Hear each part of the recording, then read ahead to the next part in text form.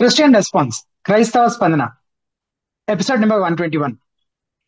హితబోధ నిర్వహించే ఈ లైవ్ ప్రశ్నోత్తరాల కార్యక్రమాన్ని యూట్యూబ్ ద్వారాను అలాగే జూమ్ మాధ్యమం ద్వారా వీక్షిస్తున్న వీక్షకులందరికీ యేసు ప్రభువారి శ్రేష్టమైన నామంలో శుభములు. ప్రతి మంగళవారం లాగానే ఈ మంగళవారం కూడా ఈ రీతిని ఈ కార్యక్రమంలో పాల్గొనే కృపను ఇచ్చినందుకు ప్రభువును స్తుతిస్తూ ఈ రోజు ఈ కార్యక్రమం కొరకు ఆయన సహాయాన్ని వేడుకుంటూ చిన్న ప్రార్థనతో ప్రారంభించుకుందాం. దయచేసి వీక్షకులంతా నాతో పాటు ప్రార్థనలో ఏకీభవించాలని మనవి చేస్తాం. పరిశుద్ధుడా, మహోన్నతుడా, దయగల తండ్రి, ఈ రోజు మరొకసారి ఈ రీతిన క్రైస్తవ స్మరణ కార్యక్రమంలో పాల్గొనే కృపను మా అందరికి ఇచ్చినందుకు వందనాలు ప్రభువా. ఎవరైతే వారి ప్రశ్నలను నివృత్తి చేసుకోవాలని, వారి సమస్యలకు వాక్యానుసారమైన పరిష్కారాలు తెలుసుకోవాలని ఆశ కలిగి మరి ఈ ప్రోగ్రామ్ లో జాయిన్ అవ్వనని ఉంటున్నాగా వాళ్ళందరూ ప్రభువా, వారందరినీ త్వరగా జాయిన్ అవడానికి, వారి ప్రశ్నలు చక్కగా సూటిగా క్లుప్తంగా అడగగలగటానికి ఈ కార్యక్రమాన్ని వీక్షిస్తున్న వీక్షకులందరూ కూడా ప్రభువా మీ వాక్యము లోని ప్రభువా మరి ఎంతో లోతైన సత్యాలను గురించిన సరైన అవగాహన పొందుకోగలగటానికి మీరే కృప చూపించమని, ఆ రీతిని ఈ కార్యక్రమాన్ని దీవెనకరంగా ఉంచమని విభు గారిని కూడా మీ హస్తాలకు అప్పగిస్తూ యేసు నామమున స్తుతించి ప్రార్థించి వేడుకుంటున్నాము తండ్రి. Amen. Vibhu garu, good evening brother. Good evening brother Yashwant. వీక్షకులందరికీ ప్రభువైన యేసుక్రీస్తు నామములో వందనాలు. ఎస్, ప్రతి వారంలో కానీ కొన్ని క్విక్ ఇన్స్ట్రక్షన్స్ తోటి మనం ప్రారంభించుకుందాం. ముందుగా ఇంకొక ప్రాముఖ్యమైన ప్రకటన ఏంటంటే, ఇటువంటి ఒక ప్రశ్నోత్తరాల కార్యక్రమాన్ని మేము ఇంగ్లీష్ లో కూడా ద బెరియన్ ఆర్ అనే శీర్షికతో, ఆ టైటిల్ తోటి మేము ఇటువంటి ఒక లైవ్ కార్యక్రమాన్ని ఇంగ్లీష్ లో కూడా నిర్వహిస్తూ ఉన్నాము. కాకపోతే అది హితబోధ యూట్యూబ్ ఛానల్ నుంచి కాకుండా బైబిల్ స్పోక్స్మెన్ అనే మా యూట్యూబ్ ఛానల్ ద్వారా ఆ ఛానల్ నుంచి ప్రతి శనివారం సాయంత్రం 8 గంటల నుంచి 9 గంటల వరకు లైవ్ ప్రసారంగా ఆ కార్యక్రమాన్ని చేస్తూ ఉన్నాం. సో ప్రశ్నలు అడగడానికి కానీ, ఆ జవాబులు విని అర్థం చేసుకునే విషయంలో కానీ, ఎవరైతే ఇంగ్లీష్ లాంగ్వేజ్ లో కంఫర్టబుల్ గా కమ్యూనికేట్ చేయగలుగుతారో, అర్థం చేసుకోగలుగుతారో వారందరూ కూడా దయచేసి ద బెరియన్ ఆర్ అనే మా లైవ్ Q&A ప్రోగ్రామ్ ప్రతి ఎవ్రీ సాటర్డే ఈవినింగ్ 8 నుంచి 8 PM టు 9 PM జరుగుతుంది. సో ఆ లైవ్ కార్యక్రమంలో మీరు పాల్గొనాలని రిక్వెస్ట్ చేస్తున్నాం. అండ్ అది హితబోధ యూట్యూబ్ ఛానల్ నుంచి కాకుండా బైబిల్ స్పోక్స్మెన్ అనే యూట్యూబ్ ఛానల్ ద్వారా లైవ్ ప్రసారం చేయబడుతుంది, దయచేసి గమనించండి. అండ్ ప్రతి వారంలాగానే కొన్ని క్విక్ ఇన్స్ట్రక్షన్స్ ఏంటంటే, ప్రశ్న అడగాలనుకునే వారు ఏం చేయాలి? ప్రశ్న అడగాలనుకునే వారు మీరు ఒకవేళ ఈ కార్యక్రమాన్ని యూట్యూబ్ లైవ్ ద్వారా వీక్షిస్తున్నట్లయితే లైవ్ పక్కన ఉన్న లైవ్ చాట్ లో మీ క్వశ్చన్స్ ని టైప్ చేసి పోస్ట్ చేసి ఉంచొచ్చు. మధ్య మధ్యలో లైవ్ చాట్ క్వశ్చన్స్ తీసుకుంటూ ఉంటాము. అండ్ చివరి అరగంట మాత్రం కేవలం లైవ్ చాట్ ప్రశ్నల కోసం మాత్రమే కేటాయించి దాదాపుగా అందులోని ప్రశ్నలన్నింటికి జవాబులు చెప్పే ప్రయత్నం చేస్తాం. అండ్ ఒకవేళ లైవ్ చాట్ లో క్వశ్చన్ పోస్ట్ చేయడం కాకుండా నేరుగా విభు గారిని మీ ప్రశ్న అడగాలనుకుంటే మీరు జూమ్ లో జాయిన్ అయ్యి నేరుగా విభు గారిని మీ ప్రశ్న అడగచ్చు. జూమ్ కి సంబంధించిన లింక్ కూడా మేము లైవ్ చాట్ లో పిన్ చేసి ఉంచాము. ఒకవేళ మాకు అసలు లైవ్ చాట్ కనిపించట్లేదు అని మీరు అంటున్నట్లయితే అప్పుడు మీరు బహుశా హితబోధ యూట్యూబ్ ఛానల్ ని సబ్స్క్రైబ్ చేసుకొని ఉండకపోవచ్చు. సో ముందుగా యూట్యూబ్ లో హితబోధ అని టైప్ చేస్తే హితబోధ యూట్యూబ్ ఛానల్ కనిపిస్తుంది, దాన్ని సబ్స్క్రైబ్ చేసుకొని బెల్ ఐకాన్ ప్రెస్ చేయండి. అప్పుడు మీకు లైవ్ చాట్ కి యాక్సెస్ వస్తుంది. అందులోనే మీ క్వశ్చన్స్ టైప్ చేసి పోస్ట్ చేసి ఉంచొచ్చు, లేదా అందులో పిన్ చేసి ఉంచిన జూమ్ లింక్ ద్వారా జూమ్ లో జాయిన్ అయ్యి నేరుగా విభు గారిని మీ ప్రశ్న అడగచ్చు. ప్రశ్న అడగాలనుకునేవారు దయచేసి మీ ప్రశ్నలు క్లుప్తంగా సూటిగా ఉంచే ప్రయత్నం చేయండి. ఇంకా ఏమైనా వివరాలు కావాలంటే విభు గారి అడిగి తెలుసుకుంటారు. లైవ్ చాట్ లో కానీ లేదా జూమ్ లో కానీ ఒక యూజర్ ఐడి నుంచి కేవలం ఒక ప్రశ్నకు మాత్రమే ముందుగా అవకాశం ఉంటుంది. అదే అంశానికి సంబంధించిన ప్రశ్న అయితే ఇంకొక ఫాలో అప్ క్వశ్చన్ కి అవకాశం ఉంటుంది. పూర్తిగా వేరే అంశానికి సంబంధించిన ప్రశ్న అయితే చివరిలో సమయాన్ని బట్టి మీకు అవకాశం ఉంటుంది జరుగుతుందని దయచేసి గమనించండి. అండ్ లైవ్ చాట్ లో కానీ జూమ్ లో కానీ మీరు ఏ క్రమంలో అయితే క్వశ్చన్ పోస్ట్ చేస్తున్నారో, లేదా ఏ క్రమంలో అయితే మీరు జూమ్ లో జాయిన్ అవుతున్నారో అదే క్రమంలో మీకు ప్రశ్న అడగడానికి లేదా మీ ప్రశ్న తీసుకోవడానికి అవకాశం ఉంటుంది కనుక దయచేసి మీ వంతు వచ్చేంత వరకు వేచి ఉండాలని మనవి చేస్తున్నాం. జూమ్ పార్టిసిపెంట్స్ ముఖ్యంగా గమనించాల్సిన విషయం, మీరు ప్రశ్న అడగడము అలాగే విభు గారు జవాబు చెప్పడం పూర్తి అయిపోతే కనుక మీరు జూమ్ నుంచి లీవ్ అయిపోయి యూట్యూబ్ ద్వారా ఈ కార్యక్రమాన్ని వీక్షించాలని మనవి చేస్తున్నాం. మీరు జూమ్ లోనే ఉన్నారు అంటే ప్రశ్న అడగడం కోసమే ఉన్నారని మేము భావిస్తాం కనుక ఆ కన్ఫ్యూజన్ అవాయిడ్ చేయడం కోసం ఈ రీతిగా మాతో సహకరించాలని మనవి చేస్తూ ఈ రోజు ఈ కార్యక్రమాన్ని మనం ప్రారంభించుకుందాం. ముందుగా జూమ్ లో జాయిన్ అయినటువంటి ప్రవీణ్ బాబు అనే ఐడి నుంచి జాయిన్ అయినట్టు మీరు అన్మ్యూట్ చేసుకొని మీ పేరు, మీ ఊరు చెప్పి మీ ప్రశ్న అడగచ్చు. Praise lord brother. నా పేరు ప్రవీణ్ బాబు, నేను హైదరాబాద్ నుంచి మాట్లాడుతున్నాను కదా. Yes brother Praveen. బ్రదర్, నా డౌట్ ఏంటంటే అంటే క్లారిఫికేషన్, హిందూయిజంలో మనకి ఒక మనిషి తప్పు చేసి చనిపోయిన తర్వాత అతనికి ఏంటంటే మరలా వేరే శరీరంలోకి లేకపోతే ఏదో విధంగా మళ్ళీ పుట్టడానికి అవకాశం ఉంటుంది. అంటే ఆ సోల్ అనేది ప్యూరిఫై అయ్యే వరకు పుడతానే ఉంటారు, చనిపోతూ ఉంటారు, పుడతా ఉంటారు. వాళ్ళకి అది ఎప్పటివరకు అంటే అది మోక్షం వచ్చేవరకు. మ్మ్. సో మనకి ఆ బైబిల్ ప్రకారం ఏంటంటే దేవుడు తీర్పు రోజున శిక్షించిన రోజున మనల్ని అగ్నిగుండంలో వేస్తాడు. మ్మ్. తిరిగి అగ్నిగుండంలో శిక్షించిన తర్వాత మరలా మనకి ఆ ప్యూరిఫికేషన్ అని ఉంటుందా, లేకపోతే అదే ఎండా అనేది ఒక క్లారిఫికేషన్. ఎస్, యాక్చువల్లీ అదే ఎండ్ బైబిల్ చెప్తుంది. ఏంటి అని అంటే ఆ, దేవుడు తీర్పు దినాన ఆ, తన ప్రజల్ని ఆ, తన రాజ్యంలో చేర్చుకున్న తర్వాత, తన నిత్య రాజ్యంలో చేర్చుకున్న తర్వాత, తనకు వ్యతిరేకంగా తిరుగుబాటు చేసిన వారందరిపైకి ఆ, శిక్షా విధి అంటే ఆ నిత్య శిక్షా విధి అనే నరకం ఏదైతే ఉందో దాన్ని ఆజ్ఞాపిస్తాడు. అది నిత్యము ఉండేటటువంటి శిక్ష అని బైబిల్ చెప్తా ఉంది. సో యాక్చువల్గా మీరు చెప్పినట్టుగా హిందూయిజంలో ఉన్నటువంటి ఆ ఆమ్, మళ్ళీ మళ్ళీ పుట్టడము, మళ్ళీ మళ్ళీ అవకాశం రావడం అన్నటువంటి కాన్సెప్ట్ ఏదైతే ఉందో అది, దాంతో పోల్చుకున్నప్పుడు క్రైస్తవం బోధించేటటువంటి నిత్య శిక్ష లేదా నిత్య ఆ, రక్షణ అనేటటువంటి బోధ ఏదైతే ఉందో అది ఒకదానికొకటి విరుద్ధంగా ఉన్నాయి యాక్చువల్గా. ఓకే, కాబట్టే ఆమ్, ఈ రెండు బోధించేటటువంటి ఆ, అంటే ఈ రెండు మతాలు బోధించేటటువంటి సిద్ధాంతాలు పరస్పర విరుద్ధంగా ఉన్నాయి కాబట్టి రెండు ఒకేసారి సత్యమై ఉండేటటువంటి అవకాశం లేదు. అందుకే మరింత జాగ్రత్తగా ఈ రెండిటి సత్యాసత్యాలను విశ్లేషించి పరిశీలించి తెలుసుకోవాల్సినటువంటి అవసరం ఉందన్నమాట. అంటే సువార్త బోధించేటప్పుడు మనం ఏదైతే ప్రకటిస్తున్నామో, ఏది నిత్య పర్యవసనంగా ఉంటుందని చెప్తున్నామో దానికిను హిందూయిజం బోధించేటటువంటి మోక్షానికి సంబంధించినటువంటి ఐడియాకి పూర్తిగా కాన్ఫ్లిక్టింగ్ థాట్స్గా అవి కనబడుతున్నాయి కాబట్టి ఖచ్చితంగా ఈ రెండు సత్యమే. అంటే హిందువులకేమో హిందువులు నమ్మినట్టుగా జరుగుతుంది, క్రైస్తవులకేమో క్రైస్తవులు నమ్మినట్టుగా జరుగుతుంది అనుకోవడానికి లేదు కదా. మనుషులందరికీ ఒకటే జరుగుతుంది. అది ఏంటి అనేది, ఆ సత్యం ఏంటి అనేది మనం ఖచ్చితంగా నిర్ధారించుకునేటటువంటి ప్రయత్నం చేయాలి. అందుకే ఆ, ఆ, క్రైస్తవులు దీనికి, అంటే క్రైస్తవులు విశ్వసించే ప్రతిదానికి ఆధారంగా చూపించేది బైబిల్. బైబిల్ మరియు బైబిల్ యొక్క ప్రామాణికత. అలాగే హిందువులు వారి విశ్వాసానికి ప్రమాణంగా ఏం చూపిస్తారు అనేది వాళ్ళే చెప్పాలి. దాని ప్రామాణికతను ఎట్లా రుజువు చేసుకుంటారు, అది వాళ్ళ గ్రంథం కావచ్చు, లేకపోతే వాళ్ళ సాంప్రదాయం కావచ్చు, లేకపోతే దేని ఆధారంగా అది చెప్తున్నారో దాని ప్రామాణికతను వాళ్ళు ఎలా నిరూపించుకుంటారు, ఎలా నిర్ధారించుకుంటారు అనే బాధ్యత వాళ్ళ మీద ఉంటుంది. బైబిల్ సత్యమని, బైబిల్ ప్రామాణిక గ్రంథం అని రుజువు చేయడానికి ఎన్నో ఆధారాలు ఇప్పటికే ఉన్నాయి కాబట్టి ఇది సత్యమైతే అది కూడా సత్యమై ఉండేటటువంటి అవకాశం ఖచ్చితంగా లేదు. అవును బ్రో, అంటే ఎస్ నేను ఎస్ వాళ్ళని సపోర్టివ్ గాని కాదు, కానీ నా క్లారిఫికేషన్ ఏంటంటే ఎస్ ఎస్ మీ క్లారిఫికేషన్ ఫస్ట్ చెప్పాను నేను. దాంతోపాటు ఈ కాంట్రాస్ట్ ఎందుకు చెప్తున్నాను అంటే వినే వాళ్ళు కూడా ఆలోచిస్తారు కదా అనేసి. అంటే ఈ అవును. కాంట్రాస్టింగ్ థాట్స్ ఉన్నప్పుడు, ఒకదానికొకటి వ్యతిరేకమైనటువంటి పరస్పర విరుద్ధమైనటువంటి భావజాలాలు ఉన్నప్పుడు రెండు ఒకసారి సత్యమై ఉండే అవకాశం లేదు కదా, కాబట్టి పరిశీలించాలి అన్నటువంటి దిశగా ప్రోత్సహించడం కోసం చెప్తా ఉన్నాను. ఎస్ బ్రదర్, ఎస్ అంటే ఎస్ మనకు మాత్రం తీర్పు ద్వారా ఒక్కసారి ఆ, దేవుడు శిక్షించి అగ్నిగుండం వేసిన తర్వాత ఇక అదే ఫైనల్ బ్రదర్ మన అవును బైబిల్ ప్రకారం. అవును అవునండి. అయితే అది ఒక ఇది నిత్య రక్షణ అని, అంటే పరలోకంలో ప్రభుతో మనం ఉండడం అనేది నిత్య రక్షణ అని, ఆయన నుండి వేరవటము నిత్య మరణం అని బైబిల్ చెప్తా ఉందన్నమాట. సో దానికి అంతం అనేది ఉండదు. అక్కడ అగ్ని ఆరదు, పురుగు చావదు, అది నిత్యం ఉండేటటువంటి శిక్ష.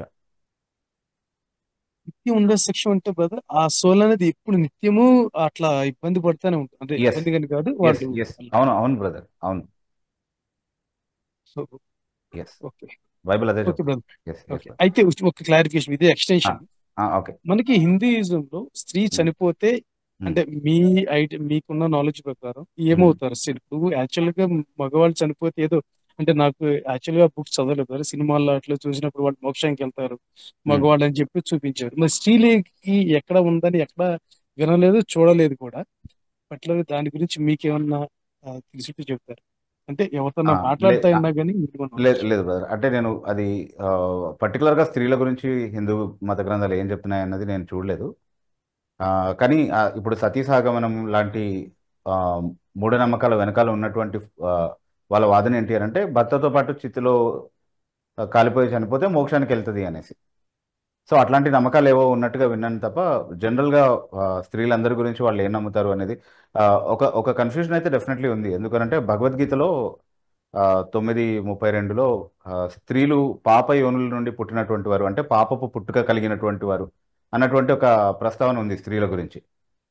అది ఎవరు అంటే వైశ్యులు శూద్రులతో పాటుగా సమానంగా స్త్రీలు కూడా పాపంలో పుట్టినటువంటి వారు అన్నటువంటి ప్రస్తావన ఉంది. మరి స్త్రీలు పాపంలో పుట్టినవారు కాబట్టి వాళ్ళు చనిపోయేంత వరకు స్త్రీలుగానే ఉంటారు కాబట్టి మరి ఆ పాప స్థితి నుండి వాళ్ళు ఎలా విముక్తి పొందుతారో, ఆ, మోక్షం పొందడానికి వాళ్ళు ఏం చేయాలో, ఆ, దాని గురించి గ్రంథాలు ఏమేమి చెప్తున్నాయి అన్నటువంటి విషయం అయితే నేను పరిశీలించలేదు.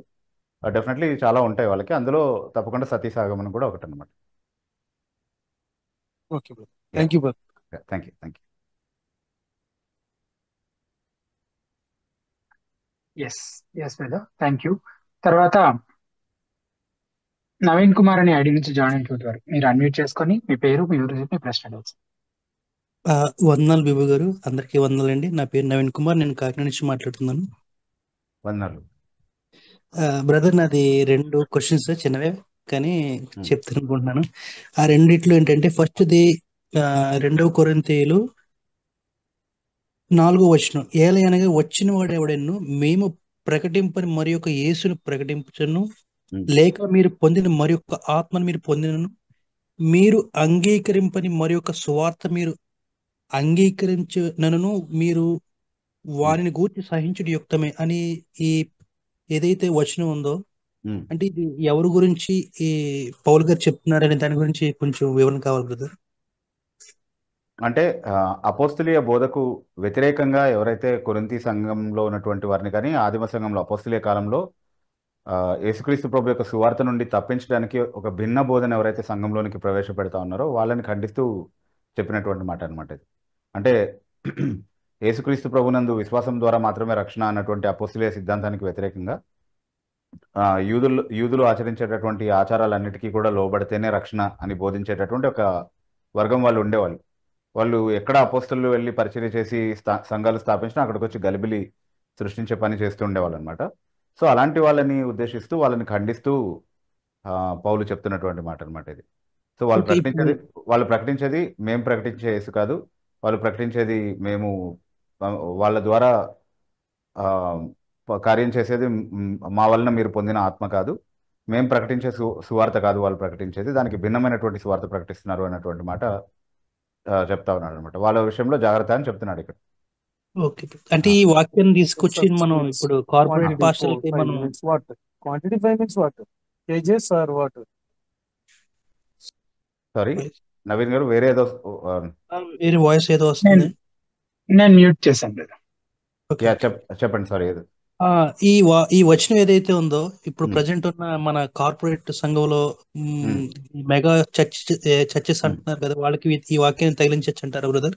అంటే కార్పొరేట్ చర్చ్ కావచ్చు, కార్పొరేట్ చర్చ్ కాకుండా ఉండొచ్చు, ఏ చర్చ్ అయినా సరే వాళ్ళు బోధించే బోధన పరిశీలించిన తర్వాత ఆ వచనం వాళ్ళకి అన్వయిస్తుందా లేదా అనేది, ఆ వచనం వాళ్ళకి వర్తిస్తుందా లేదా అనేది మనము ఆలోచించాలన్నమాట.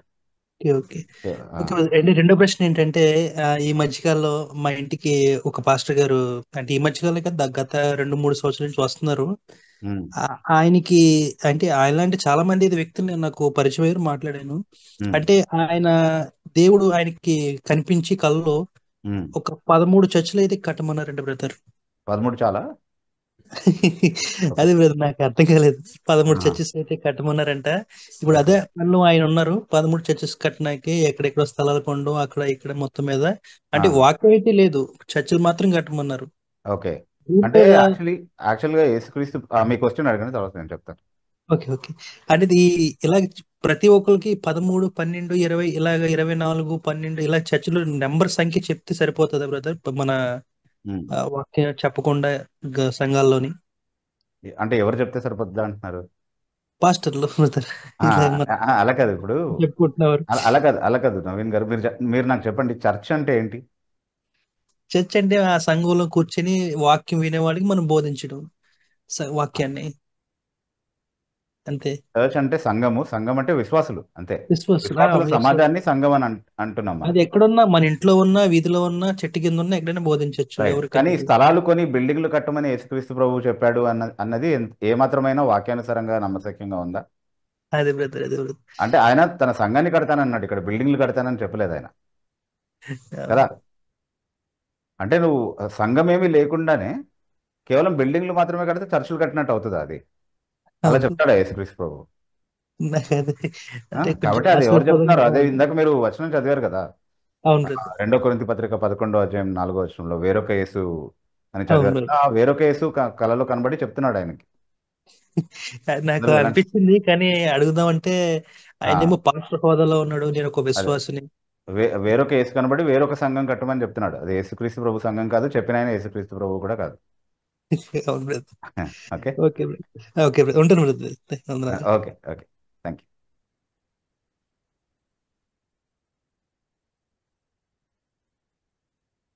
Yes, thank you brother. తర్వాత జోసెఫ్ రూత్ అనే ఐడి నుంచి జాయిన్ అయినటువంటి వారు, మీరు అన్మ్యూట్ చేసుకొని మీ పేరు మీ ఊరు చెప్పి మీ ప్రశ్న అడగచ్చు. ఆ, వందనాలు బ్రదర్. నేను వదనాలు. తమిళనాడు నుంచి మాట్లాడుతున్నాను, జోసఫ్. Yes brother Joseph. ఆ, నా క్వశ్చన్ ఏంటంటే, అంటే ఆ, తెలుగు సరిగా రాకపోవచ్చు, పర్లేదు. అయినా నేను చెప్తాను. ఓకే. ఇప్పుడు దేవుని వాక్యంలో అంటే ఆ, దేవుని వాక్యపరమైన సంఘం మన చుట్టుపక్కన లేకపోతే ఉమ్, ఆ, అలాంటి పరిస్థితిలో కొంచెం అంటే దూరం వెళ్తాం అంటే సంఘానికి. ఉమ్, సో అది చాలా ఇబ్బందిగా ఉంది. కానీ ఆ, కొన్ని అంటే బైబిల్ బోధనలో కొన్ని విషయాలు అడ్జస్ట్ చేసుకొని కొన్ని సంఘాలకు వెళ్ళొచ్చా, లేకపోయినా ప్యూర్గా అంటే ఆ, బైబిల్ బోధనలో సరిగా ఉన్న సంఘానికే వెళ్ళాలి ఎంత దూరమైనా?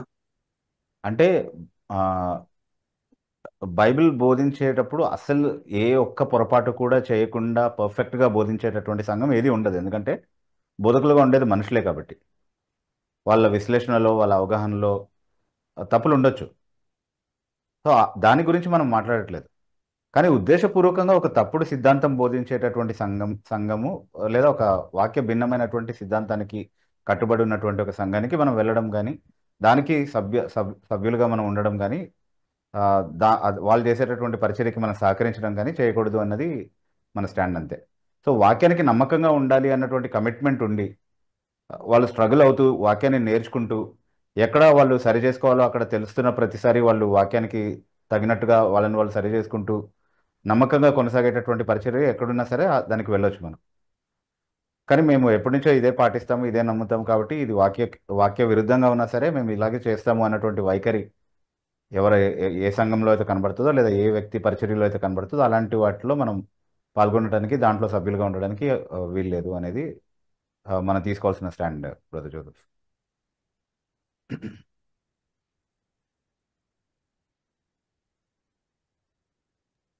Okay brother,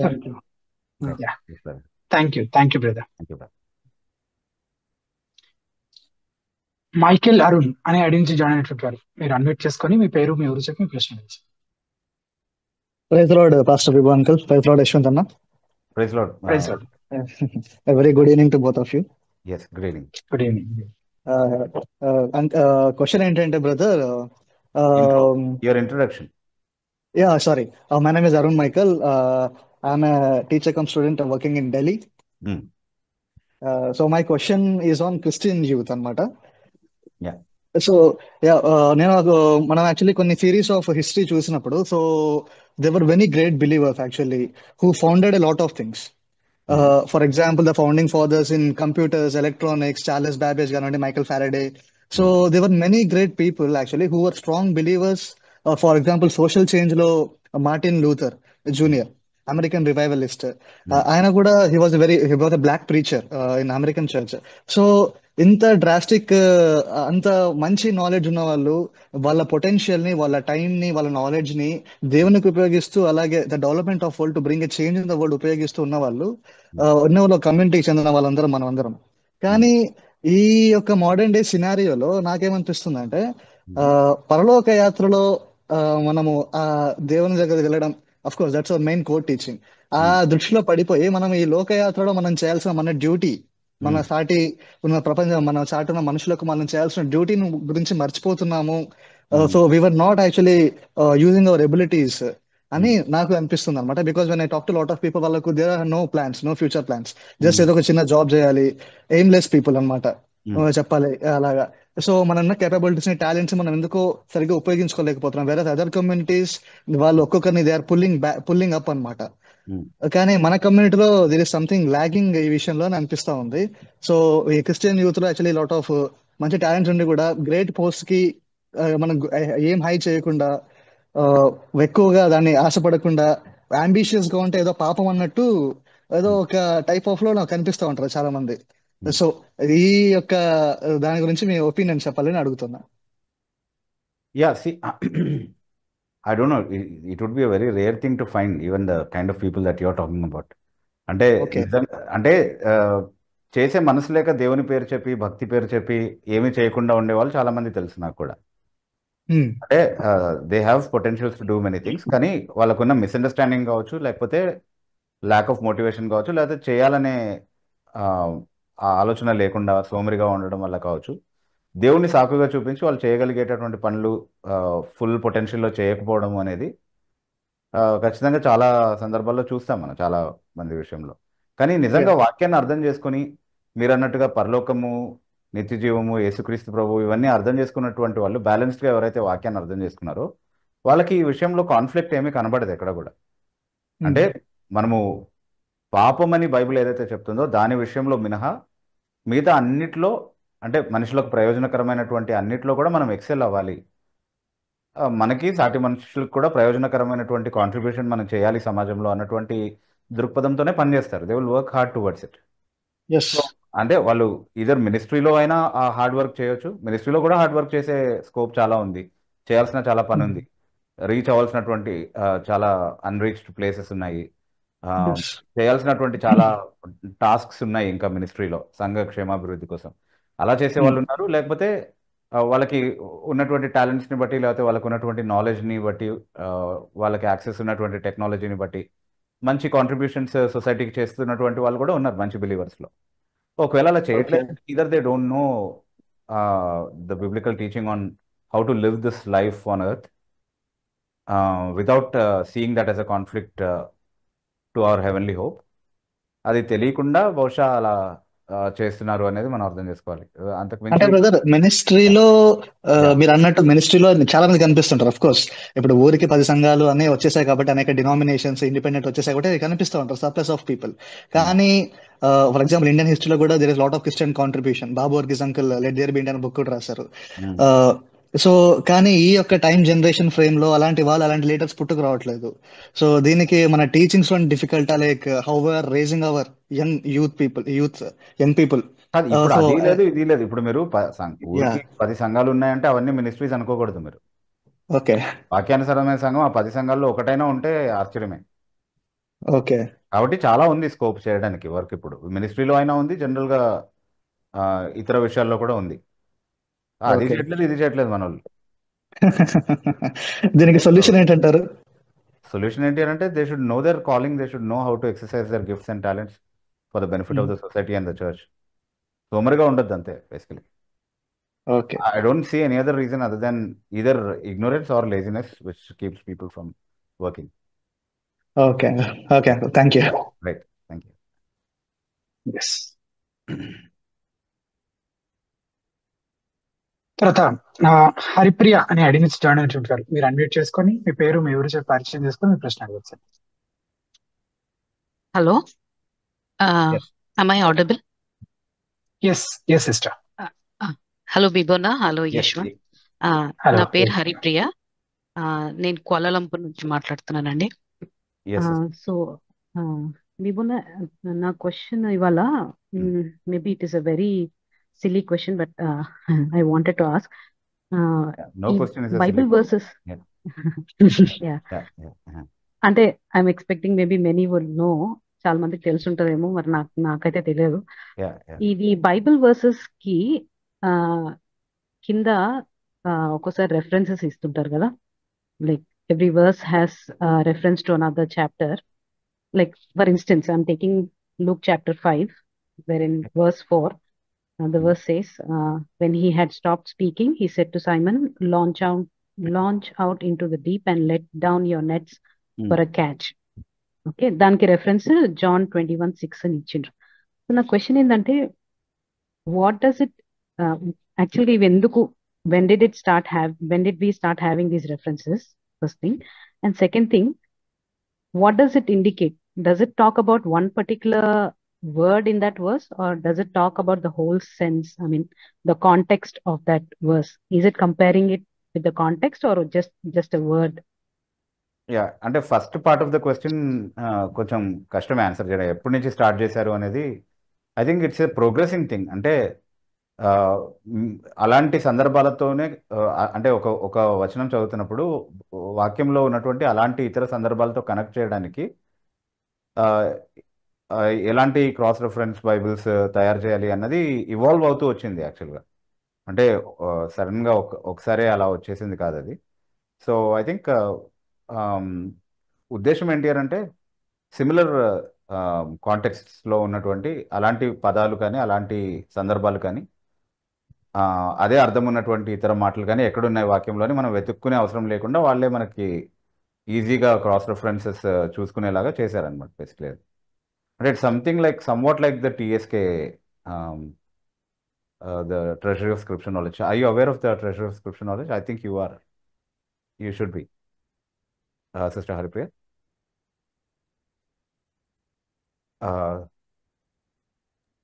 Brother Yashwant. Yes. Yes. Yeah, I was on mute, Anna. Yes, Okay. I'm aware of TSK. అంటే Yeah, I think ఇక్కడ నాకు this has got a similar function. Yashwant, do you want to add anything to what I'm trying to explain? Because I don't use those. my question is, it actually shows in many of the verses when I try to compare, it shows one particular word in that verse. It doesn't really talk about the whole context. చాలా సార్లు compare చేసి చూసినప్పుడు ఇప్పుడు ఈ verse కి compare చేసి చూస్తే నేను I think John 21:6 launch out into the deep అన్నంత వరకు మాత్రమే కనెక్ట్ చేస్తున్నారు అనుకుంటా. నెట్ క్యాచ్ కూడా కనెక్ట్ చేస్తున్నారు. బట్ అక్కడ ఇన్స్టెన్స్ ఏంటంటే జీసస్ రిజరక్షన్ అయిన తర్వాత వాళ్ళని కలిసి మాట్లాడిన కాంటెక్స్ట్ అది. ఇక్కడ మాత్రం he is only there with them and then starting to preach and so context compare చేయలేం కానీ ఓన్లీ వర్డ్స్ వైజే కంపేర్ చేయగలుగుతామా? Is that what it is? Do you want to say something on that, Brother Yashwant? లేదండి. Yeah, because I don't use that kind of thing at all in my Bible study. So I exactly don't know how it helps. మీరు ఏది use చేస్తున్నారు హరిప్రియ గారు? నేను general గా అడుగుతున్నా యశ్వంత్, ఏది వాడట్లేదు. అంటే ఇట్లా కింద రెఫరెన్సెస్ ఇచ్చినప్పుడు పర్టికులర్ వర్డ్ కి రెఫరెన్స్ ఇస్తున్నారా, కాంటెక్స్ట్ కి రెఫరెన్స్ ఇస్తున్నారా అనేది నా క్వశ్చన్. ఓకే, అంటే cross references, any cross reference. ఇక్కడ బైబిల్లో మనకున్న క్రాస్ రెఫరెన్సెస్ ఏ పర్టికులర్ వర్స్ కైనా ఒక రెఫరెన్స్ ఇస్తున్నారు. Most of the versus will have some kind of cross reference. అప్పుడు ఎలా అది మనమే డిటర్మైన్ చేసుకోవాల్సి ఉంటుంది సిస్టర్. అది క్లియర్ గా మెన్షన్ చేయరు. అంటే అక్కడ ఉన్న సందర్భంలోని విషయాన్ని అలాంటి విషయం గురించే ఇంకొక దగ్గర చెప్పబడింది అని చెప్తున్నారా, లేదా ఆ పదం యొక్క మీనింగ్ ని అర్థం చేసుకోవడం కోసం క్రాస్ రిఫరెన్స్ ఇస్తున్నారా అనేది ఎవ్రీ టైమ్ ఈచ్ వర్స్ కి ఇచ్చిన క్రాస్ రిఫరెన్సెస్, ఒక్కో క్రాస్ రిఫరెన్స్ ని చదివి మనం డిటర్మైన్ చేసుకోవాల్సిందే తప్ప దానికి అక్కడ హింట్ ఏమీ ఉండదు. మీరు అన్నట్టు it will be a mix-up actual గా. పర్టికులర్ గా వర్డ్స్ నే ఇస్తున్నారు అని చెప్పడానికి ఉండదు. కొన్నిసార్లు ఇదే ఐడియాని, ఇదే థాట్ ని వేరే చోట కూడా ఉంటే అది కూడా క్రాస్ రిఫరెన్స్ కింద ఇస్తుంటారు. సేమ్ థాట్, సేమ్ ఐడియా, అది కూడా దానికి కూడా క్రాస్ రిఫరెన్సెస్ ఇస్తుంటారు. సో ఈచ్ రిఫరెన్స్ ని బట్టి డిటర్మైన్ చేసుకోవాలి. బట్ ఆ వర్డ్స్ ని అర్థం చేసుకోవడానికి హెల్ప్ అవుతుంది, ఇంకా బెటర్ గా అర్థం చేసుకోవడానికి హెల్ప్ అయ్యే వచనాలు అని ఇస్తూ ఉంటారు అన్నమాట క్రాస్ రిఫరెన్సెస్ విషయంలో. ఓకే, అదే that was my confusion. Was it context or was it just any particular word? So we have to discern it according to the words, కదా? ఎస్ ఈచ్ రిఫరెన్స్ ఎందుకు ఇచ్చారు అనేది నేను బైబిల్ చదివేటప్పుడు కూడా నేను కూడా అదే చేస్తాను. ఆ రిఫరెన్స్ ఓపెన్ చేసి చదివిన తర్వాత కానీ నాకు తెలియదు అసలు అది ఎందుకు క్రాస్ రిఫరెన్స్ గా కోట్ చేశారు అని. ఆ రెండింటిని పక్క పక్కన పెట్టుకొని ఆలోచిస్తే తప్ప నాకు అర్థం కాదు అది ఎందుకు క్రాస్ రిఫరెన్స్ గా ఇచ్చారు అనేది. ఆ స్ట్రగుల్ నాకు కూడా ఉంటుంది. బట్ యా, ఓకే, అది yeah. Thank you so much. Okay, thank you so much for your question. And తర్వాత శ్రీనివాసరావు అని అడిగినటువంటి ప్రశ్న, పెదవుల ఆరాధన చేయకపోతే పరలోకం వెళ్ళినప్పుడు దేవుడు పరలోకంలోకి అనుమతించడని తన ఇంటిని పూర్తి వాస్తుతో కట్టిన ఒక సహవాసం సంఘ పెద్ద బోధ ఇది. దీన్ని ఎట్లా చూడాలి? ఎస్ వివు గారు. దాన్ని ఎట్లా చూడాలి? అంటే మరి అదే అంటే పరలోకంలోకి అనుమతించినా వాస్తు సరిగా లేని గది ఇస్తారేమో.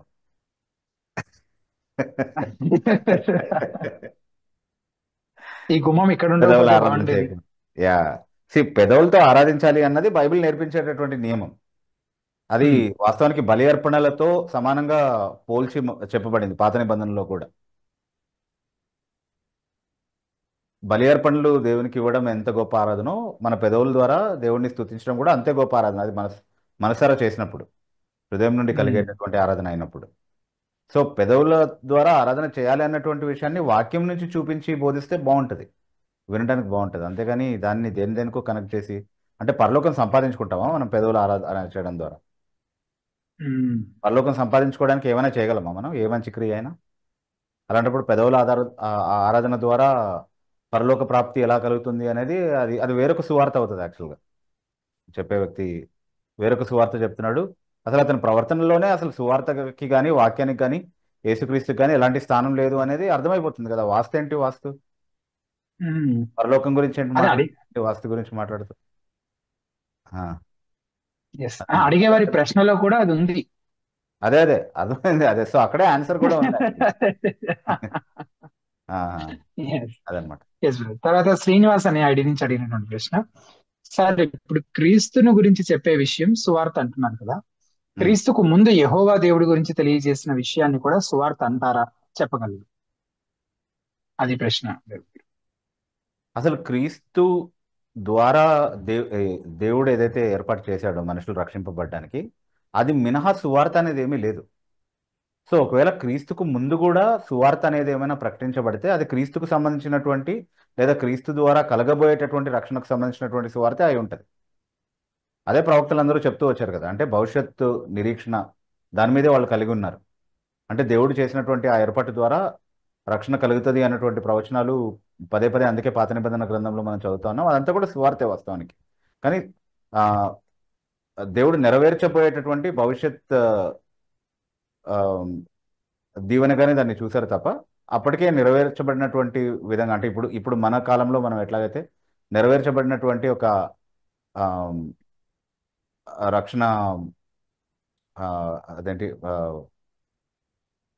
రక్షణ సువార్తగా ఎలా అయితే మనం ఇప్పుడు ప్రకటిస్తా ఉన్నామో దాన్ని ఆ పద్ధతిలో రక్షణ సువార్తగా దాన్ని వాళ్ళు చూశారు అని చెప్పడానికి వీలు పడదు. కానీ రాబోయే దానిపైన విశ్వాసం ఉంచమని అప్పుడున్నటువంటి ఆచారాల ద్వారా, బలి అర్పణల ద్వారా, అన్నిటి ద్వారా దేవుడు వాళ్ళకి నేర్పిస్తూ వచ్చాడు.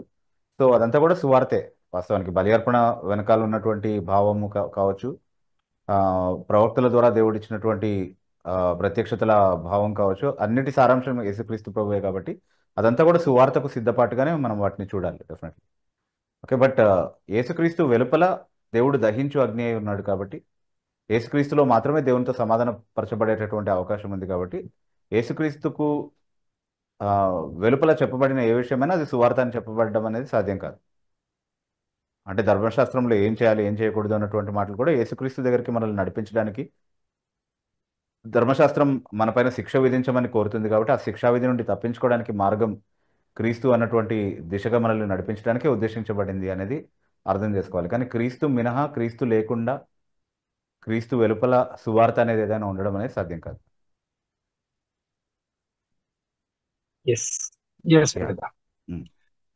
అలాగే ఒక జనరల్ క్వశ్చన్ బీబు గారు, అసలు డివోర్స్ తీసుకోవడానికి, భార్యాభర్తలు విడాకులు తీసుకోవడానికి బిబ్లికల్ గా గ్రౌండ్స్ ఏంటి? అసలు ఏ కారణాల చేత విడాకులు తీసుకోవచ్చని బైబిల్ చెప్తుంది, లేదా బైబిల్ ఆమోదించేటువంటి కారణాలు ఏమై ఉన్నాయి అనే విషయాలు ఏమైనా పంచుకోగలుగుతారు? ఓకే, నియమంగా మాట్లాడితే వివాహము దేవుడు ఇద్దరు వ్యక్తుల్ని జతపరిచి, ఒక స్త్రీని ఒక పురుషుని జతపరిచి వారిని ఏక శరీరంగా చేసేటటువంటి ఒక ప్రక్రియగా బైబిల్ చెప్తుంది. కాబట్టి నియమంగా అసలు ఎవరు విడాకులు తీసుకోవడం అనేది దేవునికి ఇష్టం లేదు, అది దేవుడు అసహించుకునేటటువంటిది, దేవుడు దాన్ని ఆమోదించేటటువంటి విషయం కాదు అనేది that is the rule. The rule is no divorce actually.